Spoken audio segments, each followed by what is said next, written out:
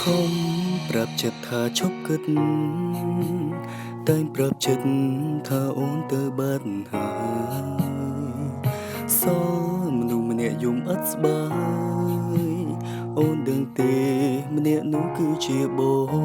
ងគ្មានវិធីបំភ្លេចអូនយំរាល់ដងគ្មានអ្នកលួងលោមទេគ្រប់ពេលនឹកដល់មាសមេអូនទាំងទេអ្នកណាអ្នកលួងបងគឺបងផឹកស្រាលួងលោមខ្លួនឯងបងផឹកស្រា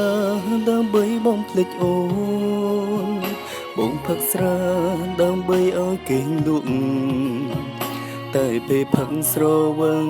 រត់ទន់ដោយកូនដែរយំម្នាក់ឯងយំដូចជាមនុស្សឈួតមនុស្សអាក្រក់អូនវិលវិញបានទេ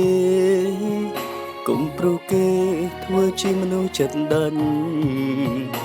ឬចង់ឃើញបងឈឺរហូតដល់ស្លាប់ទើបសម្រេចថាវិលវិញមែនទេ